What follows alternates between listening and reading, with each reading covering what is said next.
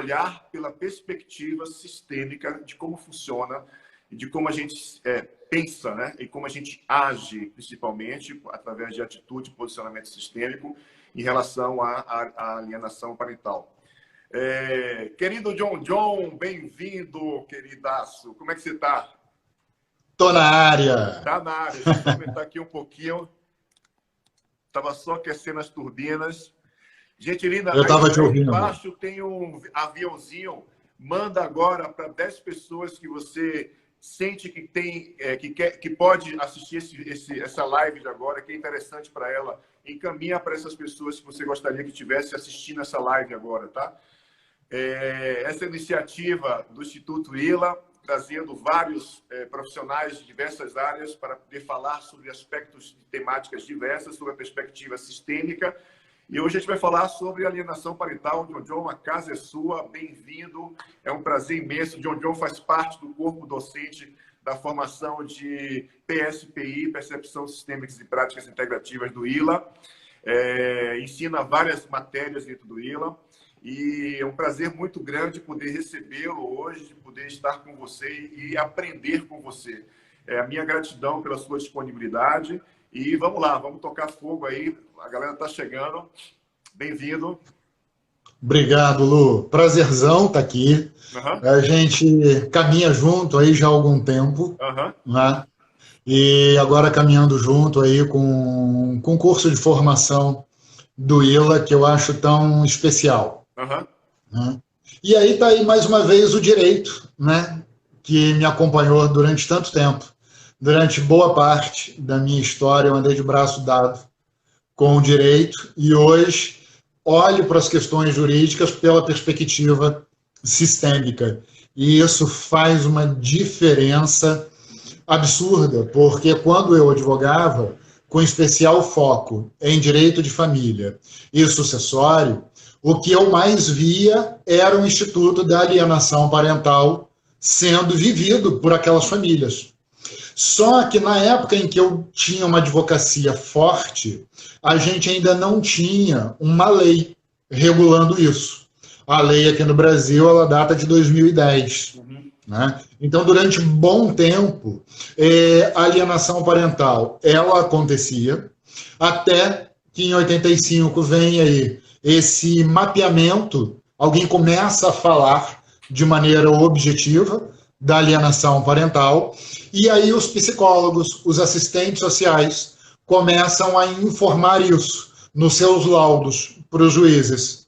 E os advogados começam também a abraçar isso, e os juízes começam a dar sentenças de guarda, em especial, né, afastando um genitor da guarda, concedendo a guarda para outro, a partir dessa perspectiva de alienação parental, até que, em 2010, ela é positivada no direito brasileiro. E aí depois eu perdi um pouco de contato com isso quando eu me distancio de uma advocacia prática. Né? Eu brinco que quando eu era advogado de direito de família, eu não podia ver um casal feliz que eu separava. Graças a Deus vim, né, para o outro lado da força. Agora eu ouço um monte de pedidos para eu casar. E faço, inclusive, muitos casamentos sistêmicos. É bacana ver isso, acompanhar isso. Né? A alienação parental, tem muita coisa que a gente pode falar sobre ela. Vou procurar aqui nessa hora, um pouco menos que uma hora, dar assim pinceladas sobre esse instituto que é tão importante e que impacta, né, de uma maneira tão direta as vidas de tantas pessoas. A alienação parental, ela é basicamente um conjunto de movimentos que um genitor faz em cima dos filhos com o intuito de diminuir ou dificultar a relação desses filhos com o outro genitor. Então, isso é um instituto da alienação parental. E eu tenho a síndrome da alienação parental, que são os efeitos que os filhos experimentam a partir da instalação do processo de alienação parental. Né? Então, quando eu falo processo aqui, eu não estou falando de um processo jurídico. Eu estou falando daquele conjunto de movimentos que acontecem no dia a dia de uma família, que acontecem no dia a dia da relação de pais e filhos, pais que estão separados ou não, né? Aquele conjunto de movimentos que corrompe, né? De alguma maneira, que contamina, que intoxica a relação dos filhos com os seus pais, a partir das posturas dos pais ou de alguma outra figura de autoridade. Uhum. Então é muito interessante perceber que muitos filhos, às vezes, não se sentem autorizados pelos avós a terem uma boa relação com seus pais. Ou também não se sentem autorizados pelos pais a ter uma boa relação com os avós. Então você tem uma série de perspectivas quando a gente começa a falar de alienação parental. O que eu quero focar aqui hoje? Primeiro, o que está no núcleo de um movimento de alienação parental? A gente vai ter como ponto principal no movimento de alienação parental o ato de desqualificação. Uhum. Então, eu não vou ter alienação parental dissociada de desqualificação. É fundamental que haja algum movimento desqualificatório de um genitor em relação ao outro, de alguma figura de autoridade em relação aos pais, ou dos pais em relação a alguma outra figura de autoridade, para assim ser instalado o processo de alienação parental. Uhum. Tá? Então, são aqueles movimentos onde o pai reclama a beça da mãe, onde a mãe começa a reclamar a beça do pai, onde eu tenho ali falas repetidas de desqualificação. Só que, na verdade, mais do que falas, eu tenho uma comunicação de desqualificação. Porque na nossa comunicação, apenas de 7 a 10%, no máximo, dessa comunicação ela é verbal. Todo o restante ela é não verbal. Então, muitas vezes, eu até não digo nada, mas com o meu olhar, eu transmito toda uma reprovação da conduta do pai sobre o filho, da mãe sobre o filho. Então, é importante que a gente fique atento, porque muito se fala da alienação parental, né, Luciano? Dentro daqueles contextos mais drásticos, como aqueles levados, muitas vezes, para o judiciário. Então, eu tenho aqueles pais vivendo um litígio muito intenso, e um deles passa a mão dos filhos e vai morar em outro local e não deixa telefone, não deixa e-mail, não deixa endereço, procura apagar todo o rastro que foi do caminho feito, né, justamente para que não haja contato do filho com o outro genitor, o não guardião. Uhum. Né? E isso é extremamente nocivo e fica muito óbvio que ali a gente tem um processo de alienação parental. Só que a gente vai ter também um conjunto de movimentos que às vezes são muito sutis e repletos de boa intenção, com um intuito, só que essa boa intenção, ela é transformada numa fala, numa comunicação em que desqualifica, em que desautoriza o outro genitor. Uhum. Então, por exemplo, um exemplo pessoal meu, né? Eu sou filho de uma mulher criada no interior de Minas, na roça, com um conceito de família muito forte. E ela olhava para aquele pai dela de uma maneira a idolatrar aquele pai. Uma família muito católica, com aquele conceito de família católico forte, de indissolubilidade. Casamento é indissolúvel. Para todo sempre, aquela família precisa se perpetuar, todo mundo tem que se amar, não importa o que aconteça. Essa mulher se casa com um homem, meu pai, que quando nasceu foi colocado num orfanato. Não foi adotado, E lá ficou até os seus 16 anos. Então, o que a gente tem? Esse homem, essa mulher, esse homem comum, com essa mulher comum, quando se juntam, constituem uma família. Tem 4 filhos. Eu sou o filho caçula. Obviamente, a relação desse homem com família era uma relação sempre foi uma relação muito diferente da relação que a minha mãe tinha. E a minha mãe, repleta de boa intenção, fazia o quê? Se vocês tivessem um pai como eu tive, se o seu pai fosse assim, se o seu pai fizesse assado, se o seu pai assim, se o tempo inteiro com aquela mensagem embutida de desqualificação do que o meu pai dava conta de fazer. Né? Porque ela queria que ele se adequasse ao modelo que ela conhecia como um bom modelo de paternidade. Só que aquele homem não tinha condição de ser daquela forma, ele só tinha condição de ser ele mesmo. Resultado, eu e meus irmãos crescemos olhando para o nosso pai, não com os nossos olhos, mas com os olhos de nossa mãe.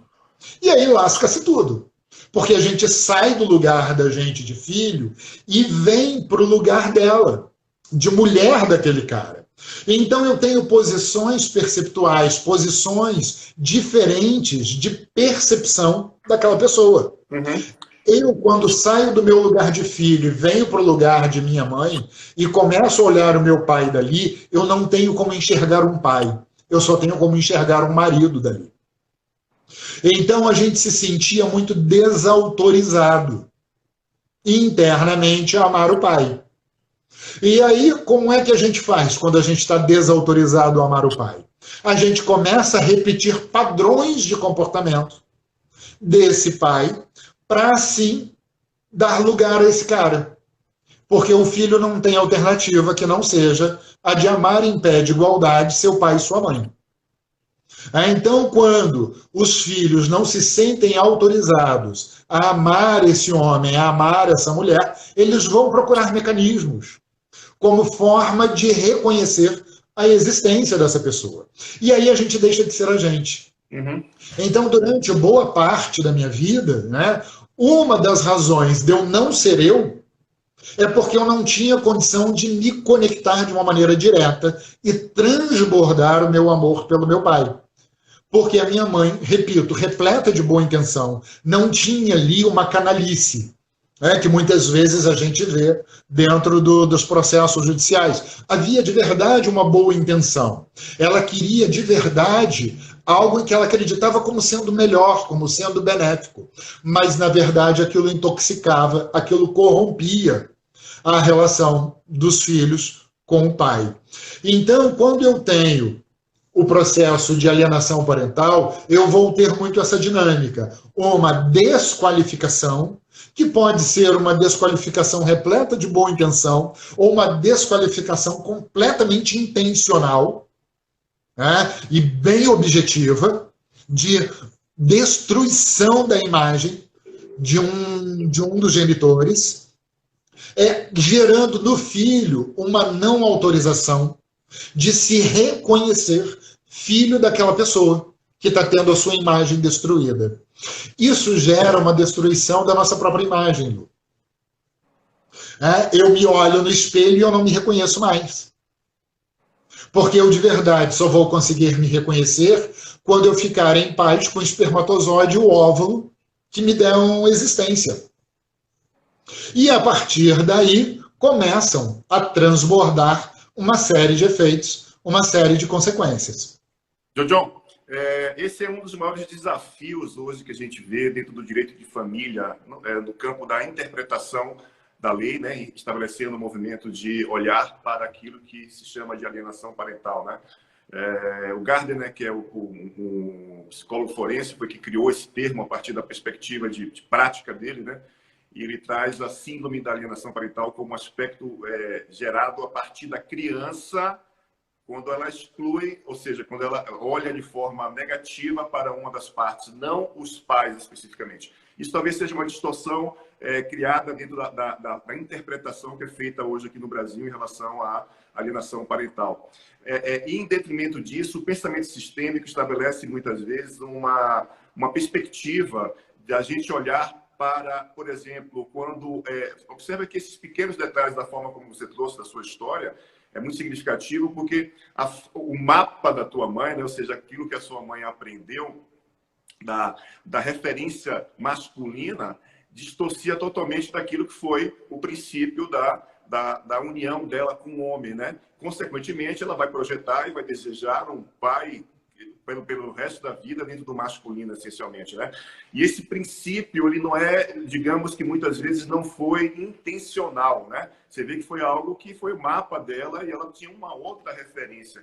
Só que isso, a gente sabe que gera muita distorção e consequências para os filhos, essencialmente, porque quando a gente fala de alienação parental, a gente está falando de um princípio muito sutil, porque isso é um campo muito psicológico, né? muito da emoção, essencialmente falando, né? O que é que você traz para a gente das consequências, porque vocês são dinâmicas, né? Porque quando a mãe diz o teu pai não é bom o suficiente, ela está dizendo para a criança também que uma parte da criança que é o pai também, ela está olhando para a criança e está dizendo você também não é bom o suficiente, né? O teu pai é um hipócrita, consequentemente, ou a tua mãe é uma safada, seja lá qual for a dinâmica que aconteça, né? Parte daquela criança estabelece o movimento também de ser uma safada ou um hipócrita, né? O pensamento sistêmico traz muito essa perspectiva para que haja um processo de compreensão mais orgânico, não é? Mais natural diante dos fatos, essencialmente, né? O que você pode trazer para a gente desse nível de consequência, né, das dinâmicas inconscientes estabelecidas dentro do processo da alienação parental, por exemplo?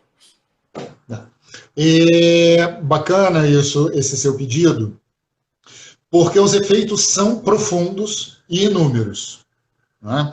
Então eu vou trazer aqui a exemplificação trazer alguns efeitos a partir de exemplificações de casos concretos, né? Começando por mim mesmo. Uhum. Então, como eu não me sentia autorizado a amar meu pai, eu me sentia fraco na própria vida. Eu me sentia fraco e impotente perante a minha própria vida. E reproduzia padrões do meu pai, como de, por exemplo, ler como ele lia. Eu tinha que rezar como ele rezava. Eu tinha que cozinhar como ele cozinhava. E também tinha que fumar como ele fumava. Eu tinha que beber como ele bebia. Eu tinha que jogar como ele jogava. Tudo como forma de ir dando lugar a essa relação de filho com o pai. Só que quando eu fazia isso, eu deixava de ser eu. Então, um dos principais efeitos que eu percebo do processo de alienação parental é que os filhos deixam de ser eles mesmos. Eles perdem a própria identidade e eles perdem a força de realizar o que eles podem realizar no mundo. Eu estou atendendo, recentemente comecei a atender um rapaz jovem que ele passou por volta dos 8 anos, os pais se separaram e de uma maneira não tão maquiavélica assim, mas surgiram ali os movimentos de alienação parental por parte da mãe e esse filho acabou experimentando uma desconexão do pai. Tá? O que acontece com esse filho que se desconectou com o pai? Enveredou se tornou um homem jovem fraco, se tornou um homem jovem com superendividamento, embora tenha um cargo público e com um dinheiro estável, uma remuneração estável, gerou um superendividamento para ele e também experimentou relacionamento afetivo de forma caótica, desordenada e uma conexão com as drogas, com os vícios, né? E aí a gente tem um dos principais efeitos da alienação parental, em especial quando a gente tem o pai envolvido, porque os vícios costumam indicar uma falta. E essa falta, quando a gente vai testar, na maior parte dos casos, esta falta é a falta do pai. Então, o processo terapêutico com esse rapaz se consiste, nesse momento, dele olhar para o pai dele. E ele está tendo a felicidade de, nesse momento, estar abrigado na casa do pai. Ele saiu da cidade dele, está lá com o pai dele. E hoje, eu atendi mais cedo, e ele com um sorriso, que há 3 semanas atrás eu não vi. Eu brinquei com ele hoje, eu falei assim, olha, 3 semanas... Quando eu comecei a te atender, você parecia uma uva passa.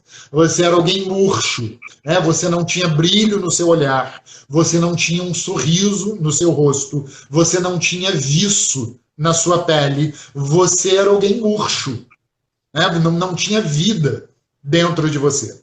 E hoje ele estava assim com um sorriso que ia de orelha a orelha, né? Tão lindo, tão especial. E a primeira coisa que ele virou para mim, sorrindo, foi assim, João, você não vai acreditar. Aquele exercício que a gente fez semana passada, eu consegui. Eu virei para o meu pai e falei, pai, eu te amo. A vida dele se transforma, não tem jeito. Aquela ausência de força que ele experimentava, agora vira uma força presente dentro dele. Obviamente, esse rapaz tem a felicidade do pai estar vivo e dele ter um pai ali na vida disponível de forma concreta para ele. Nem sempre isso é possível. Muitas vezes o meu pai já faleceu, ou o meu pai é alguém extremamente tóxico e eu efetivamente preciso de um afastamento dessa pessoa. Só que eu preciso lembrar aquela máxima da constelação. A constelação ela está a serviço da reconciliação. Só que reconciliação não é sinônimo nem de concordância, nem de convivência. A reconciliação é por dentro. Sou eu me reconciliar com aquela matriz de materialização que todos trazemos dentro de nós, que é o momento em que um espermatozoide escolhe deixar de ser espermatozoide, um óvulo escolhe deixar de ser óvulo, e nesse momento está formado ali o momento matriz de todo ser humano. Então, quando eu fico de costas para o meu pai ou de costas para a minha mãe, eu fico de costas para esse momento matriz de materialização. E geralmente o que a gente vai ter são pessoas com muita dificuldade de experimentar materialização em uma ou mais áreas da sua vida. Então, enquanto eu não parar de excluir esse pai, enquanto eu não parar de excluir esta mãe, enquanto eu não disser basta, chega, eu não consigo estartar dentro de mim a minha potência toda, e toda a minha capacidade, todo o meu manancial de materializar uma vida afetiva bacana, de materializar uma vida financeira bacana, de materializar uma saúde bacana, de materializar o que eu quiser. Eu preciso dessa relação com o meu pai e a minha mãe para materializar a vida que de verdade eu quero ter. Mas muitas vezes, o que a gente faz no processo de alienação parental? Eu não tenho o movimento de desqualificação por parte dos pais. Então, isso geralmente começa a produzir nos filhos uma idealização do seu pai e da sua mãe. E aí eu me desconecto do pai real, eu me desconecto da mãe real e me conecto com um pai ideal, com uma mãe ideal. Só que esse cara ideal, essa mãe ideal não existem. E se eles não existem, o que eles podem me dar é absolutamente nada. Eles podem me dar coisa nenhuma. E eu experimento com essa conexão com o nada, que a alienação parental produz, um dos efeitos é esse. Eu crio idealizações, me conecto com essa idealização e fico ali, sendo nutrido pelo nada. E nada eu passo a experimentar na vida. Então é necessário que esse filho, em algum momento, olhe para essa idealização e diga basta. Basta dessa qualidade de conexão com meu pai e com a minha mãe. Deixe-me olhar para o meu pai real, com toda a sua humanidade, com toda a sua imperfeição. Deixe-me olhar para minha mãe real, com todas as suas limitações, com toda a sua humanidade, com toda a sua imperfeição. E daqui eu me nutro. Só que, de novo, não é concordância com comportamento. Eu atendo muita gente. A gente vem de uma geração onde os castigos físicos eram muito comuns. Uhum. E eu atendo muitas pessoas da nossa geração e mais velhos que foram espancados pelos pais. Então, como é que você simplesmente vira para um cara desse, para uma mulher dessa, né, que teve cabo de vassoura quebrado nas costas, na cabeça, surras violentíssimas de cinto, né, quando ainda eram crianças, e você diz, ama teu pai, ama tua mãe. Né? Então, por isso que eu insisto muito que essa reconciliação é aqui dentro, com aquele espermatozoide, com aquele óvulo. E esses comportamentos tóxicos, esses comportamentos abusivos, eu deixo-os todos fora de mim. E com as histórias deles. Porque senão eu não tenho paz aqui na minha vida agora. Tá? Então, um dos efeitos é esse. Esse rapaz que eu estou atendendo, hoje foi um processo bem bacana também. Porque ele olhando para a relação tóxica que ele teve recentemente, eu fazendo um exercício com ele, o estimulei a olhar para essas pessoas, né, que participaram dessa toxicidade afetiva. Só que antes, eu o coloquei para inspirar o próprio pai. Então ele, que já tinha feito as pazes com o pai, ele que já tinha conseguido desentalar o eu te amo, ele olhou para o pai e respirou o pai. E começou a experimentar esse pai como o ar, preenchendo todas as células dele. E aí, embora ainda com um pouco de dificuldade, porque está muito recente, mas ele conseguiu olhar para as pessoas envolvidas na toxicidade do relacionamento e dizer, eu libero vocês de mim. Vocês estavam a serviço de vocês eram instrumentos. E me mostrando que eu não tinha condição de ficar dentro do amor, porque o amor estava partido dentro de mim. Que era o que ele experimentava. Quando ele experimenta, ou eu amo meu pai, ou eu amo a minha mãe, e acabo fazendo uma aliança com a minha mãe, e excluo o meu pai da minha vida, ele fica com um amor partido dentro dele. E com o amor partido, a gente estava trabalhando hoje. Ele não tem condição de ficar. Ele não tem condição de ficar num emprego, ele não tem condição de ficar num relacionamento, ele não tem condição de ficar na prosperidade, ele não tem condição de ficar dentro de uma casa, ele não tem condição de ficar na vida, porque ele não tem condição de ficar dentro dele. E aí, a fala dele para mim ao final do processo foi, nossa, João, ainda não foi muito fácil, mas já foi mais fácil do que da outra vez. Só que como eu sentia o meu pai dentro de mim, dessa vez era como se eu tivesse força para dizer o que você me estimulava a dizer. Então, os efeitos que a gente experimenta, Lu, são nessa linha. Eu sem o meu pai, eu fico sem força, eu fico sem a força de impulsão, eu fico sem essa força fálica de ir em frente, de tomar decisões, de ir para o mundo, de me apresentar para o mundo, de me lançar e de conquistar. Eu sem a minha mãe, eu fico desnutrido. Eu experimento essa desnutrição que a desconexão com a minha mãe vai produzir em mim.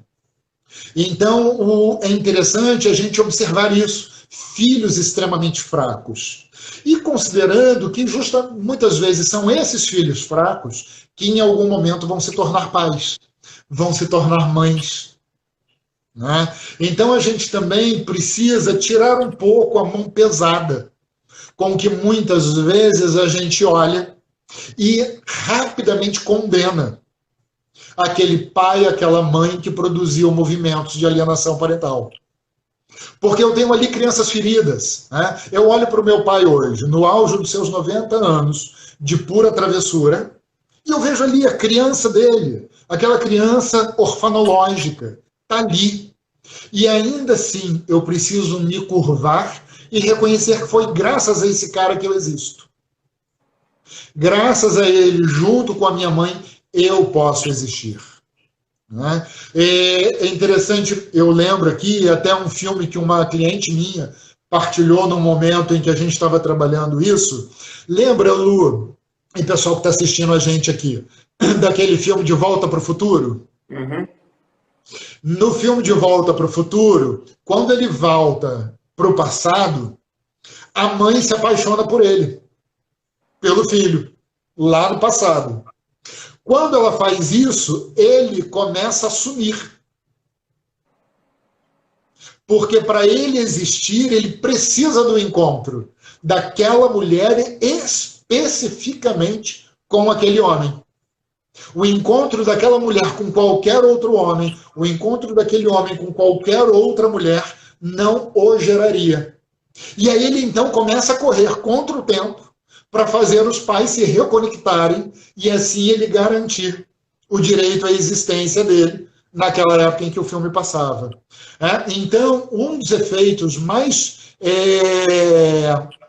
nocivos que o filho experimenta quando ele exclui seu pai e ou sua mãe é isso, ele não reconhece a própria existência. É interessante, desculpe, João, é interessante perceber não, que sem problema. A criança, ela naturalmente, ela vai gerar uma afinidade por aquela parte que gera muito mais nutrição para ela, né? Não necessariamente os pais biológicos. E essa criança, ela é fruto essencial de uma história, né? De pais que vêm de histórias, né? Homem e mulher que se tornaram pai e mãe, que gerou uma criança essencialmente, né?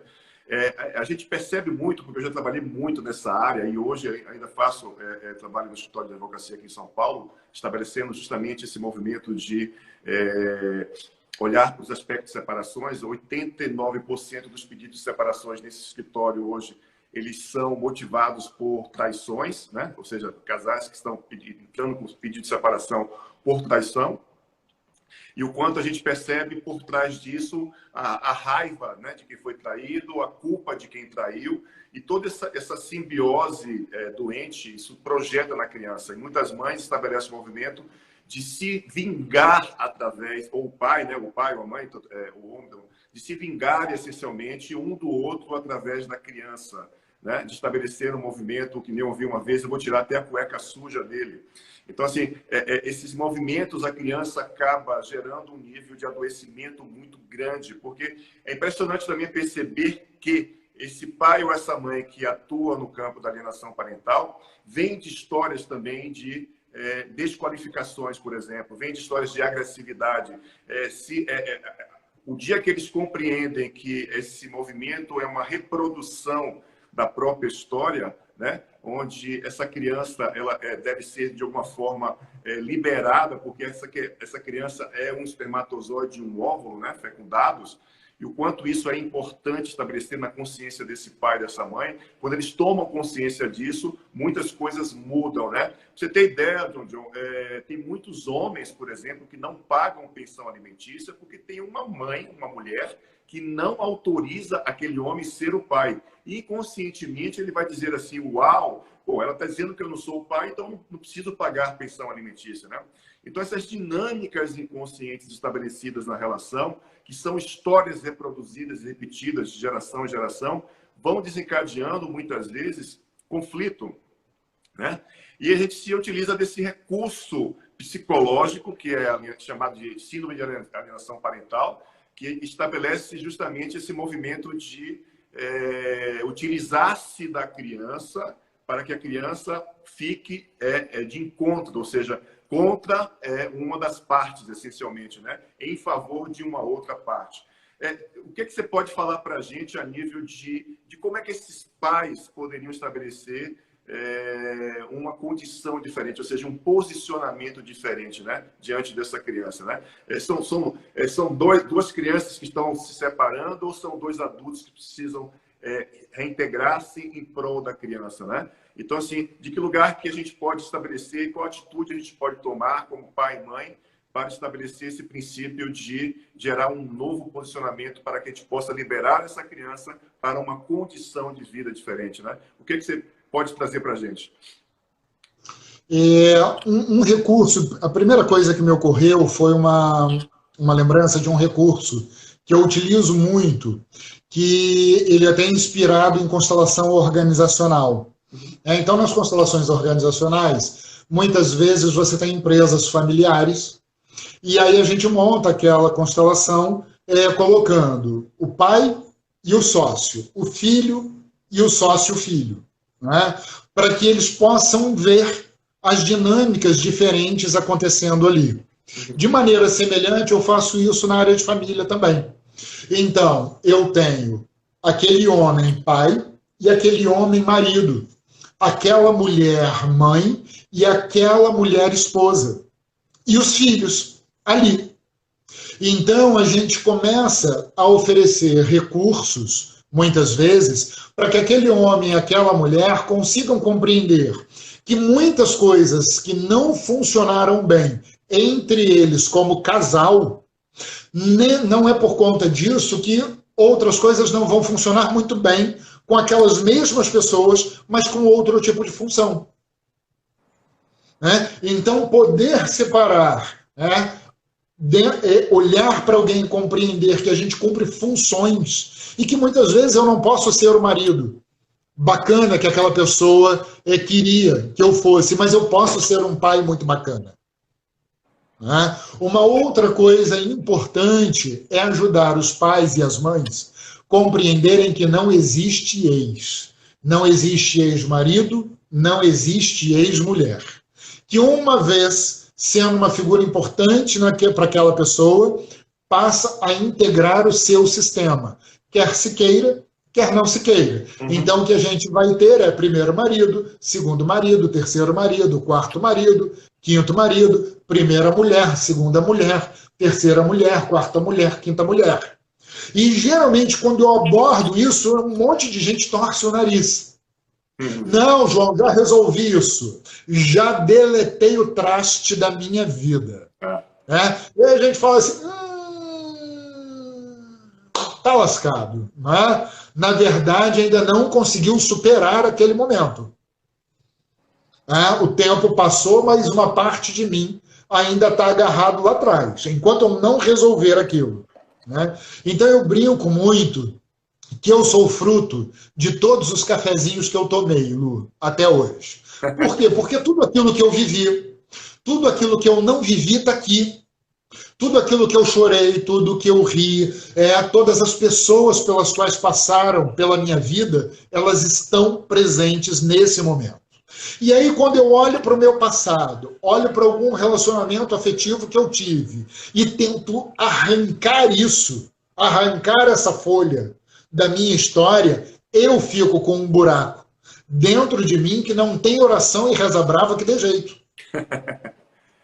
E aí, um grande estímulo para as pessoas começarem a ficar em paz, com o que está acontecendo com elas hoje, elas olharem para essas pessoas anteriores que fizeram parte da sua história, reconhecer que elas pertencem, reconhecer que elas precisaram passar por aquilo para estar onde elas estão. E a gente vai autorizando o pertencimento, a gente vai autorizando a existência dessas pessoas. Isso já costuma produzir um alívio absurdo sobre o próprio pai, a própria mãe, como sobre os filhos. Isso desonera os filhos de uma maneira absurda. Uma outra coisa é esclarecer para aquele homem, para aquela mulher, que enquanto ele não ficar em paz com quem veio antes, ele não vai conseguir ter força no seu relacionamento atual.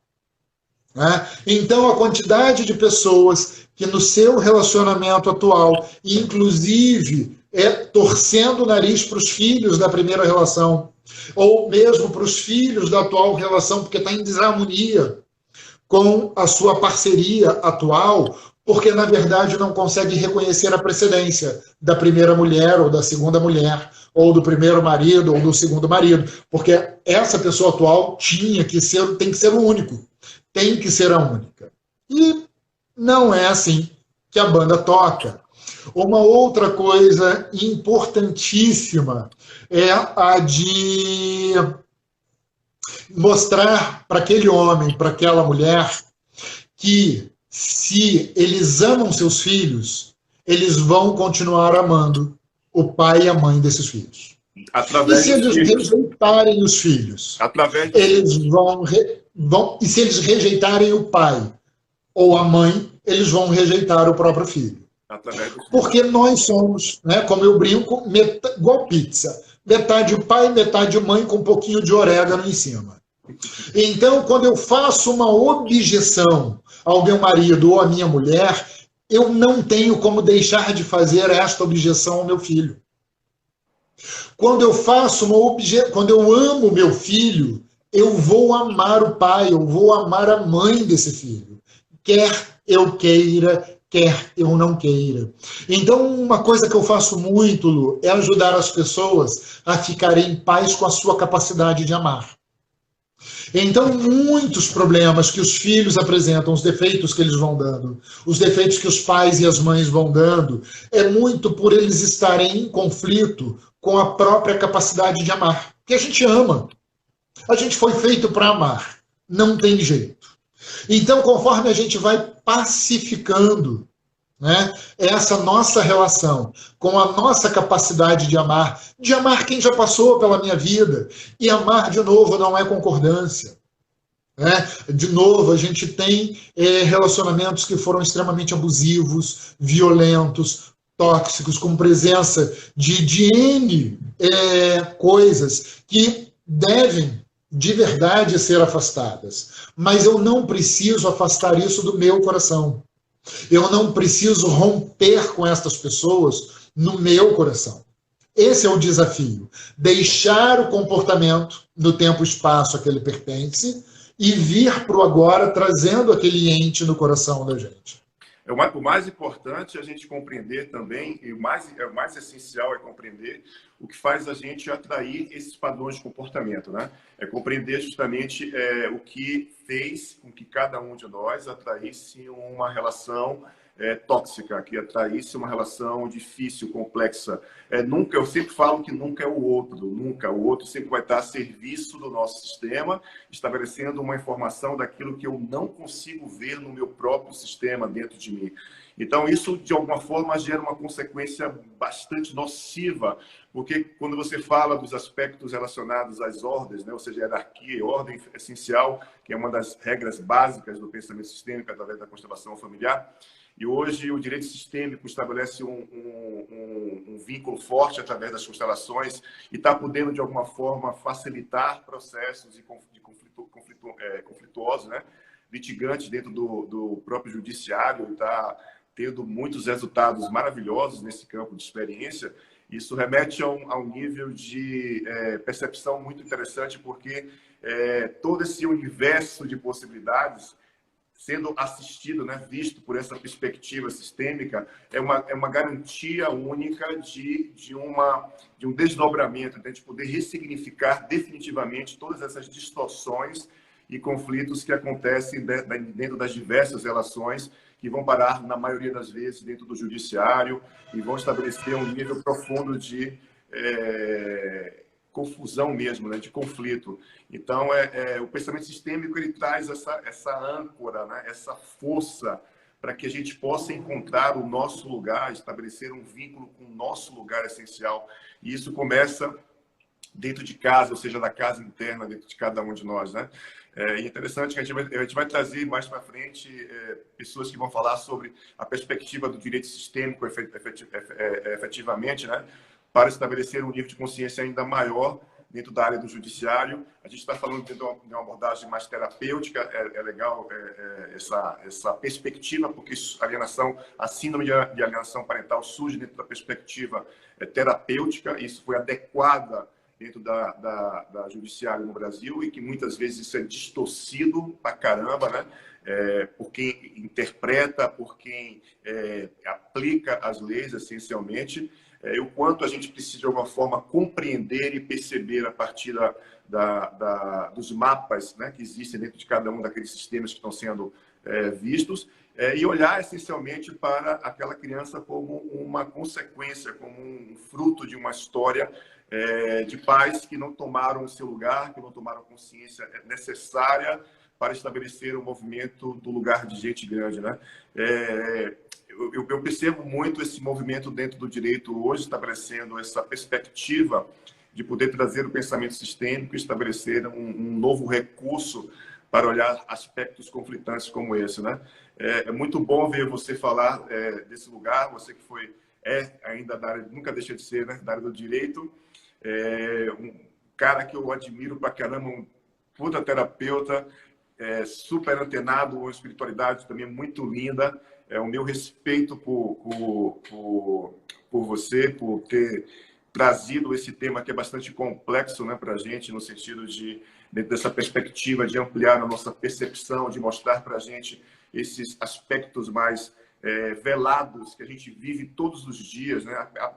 Uma frase simples como o teu pai é muito grosso ou a tua mãe não sabe cozinhar, sabe? São pequenos movimentos como esse de desqualificação que começam a encurtir, né? Integrar na cabeça da criança um nível de percepção que vem de uma parte ou de outra em relação a uma parte ou uma outra parte, né?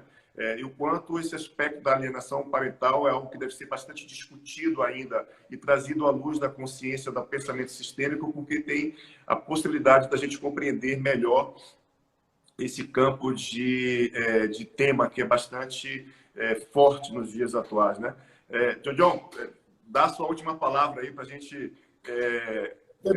que te ouvindo, eu me lembrei aqui de um outro ponto importante relacionado à alienação parental, Lu, que diz respeito a valor. Né?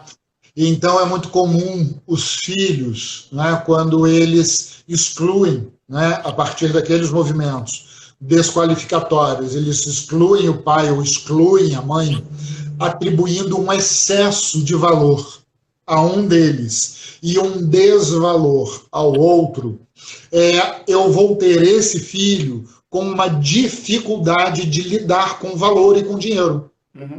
Porque ele não consegue reconhecer o próprio valor.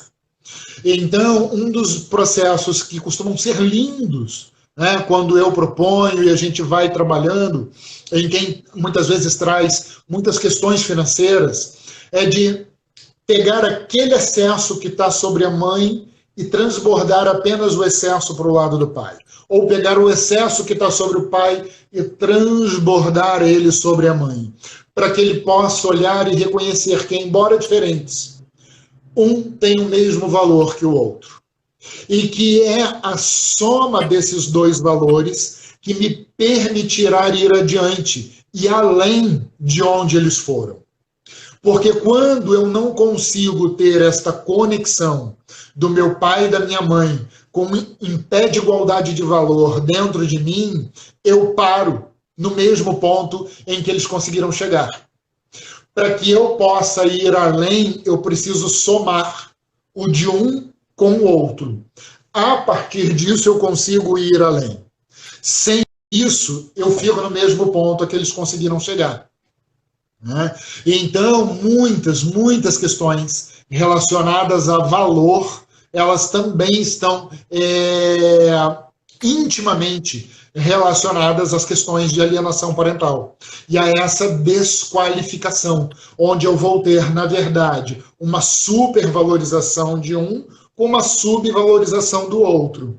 E dentro desta supervalorização, mais um outro ponto, eu ouço muitas pessoas falando que são super-heróis, super-heroínas. Então é um super pai ou uma super mãe, mostrando que eu não preciso. Eu sou uma super mãe, não preciso do pai. Eu sou um super pai, não preciso da mãe. Na verdade, o que a gente tem não são super-heróis nem super-heroínas. São apenas pessoas sobrecarregadas.